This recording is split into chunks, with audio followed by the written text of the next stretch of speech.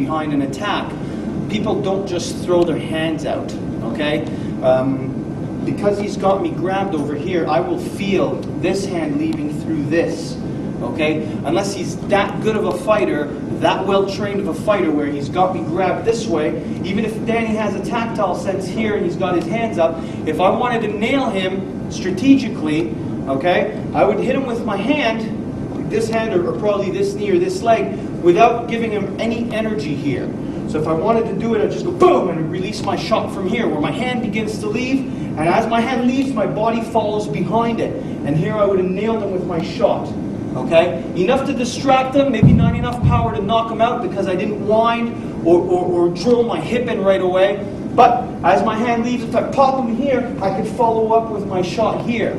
Okay? So, but most of the time, because of the intimidation factor, because of ego, because of the energy involved in the physical confrontation in the fight, the person will grab him. When he's going to go for his punch, he'll swing. You'll feel this start to pull you in. The shoulders will start to move prior to the punch.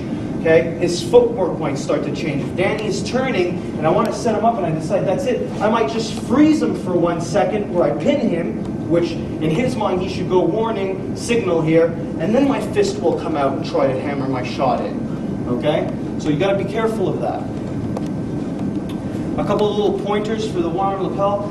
He's grabbed me here. If I follow the 5 principles of physical retaliation, which I've already established my tactile sense, I've already established my passive stance, where I've protected myself, where I've protected myself from this hand coming across to my face, okay, where I've protected from this hand going up underneath my jawline, where I can also keep my other hand in proximity of his facial area, where I can come back and strike. I've already protected myself from here, because if he wanted to pull me into a knee, he'd start doing this, where I'd feel this happening. So as the hand, I can jam the shot into his throat or jaw, or depending on my stance, as I'm circling, if he goes for the knee here, I can automatically drop my center of energy, okay? My center of gravity. If he goes to throw the knee right away, a simple rotation of my hip, like so, will jam it and block it from its way up, okay? And then obviously follow through. So back to the 5 principles of physical retaliation. If he's grabbed me, closest weapon, closest target from here, and I want to finish the fight as soon as I can.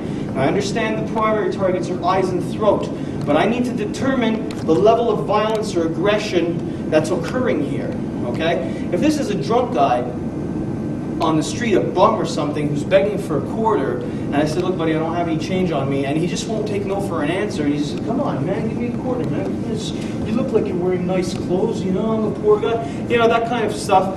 I'm not going to obviously get into his eyeballs or hospitalize him for 6 months. This is somebody who I would consider a minimum potential for violence, and I would terminate the attack with not such a high level of aggression or physical retaliation.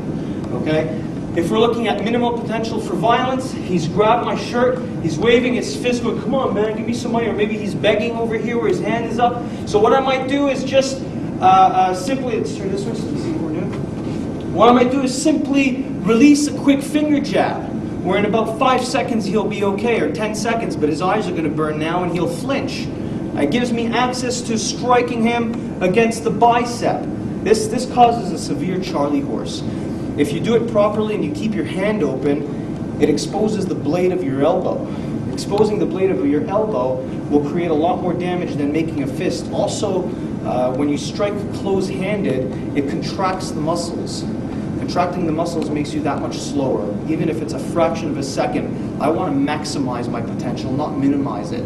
So as I struck him with a finger jab, if I clip across his bicep here, okay, I know that this is going to create a lot of a nerve cluster damage, and then I can get into a wrist lock, or if his hand opens up, which instinctively it should, especially after I clip him here, even if I don't, the finger jab alone will cause his brain to want his hand to, if I wasn't grabbing him, and I was just doing this, grab him, and I just go whack, his hands are going to want to come up to protect almost instinctively.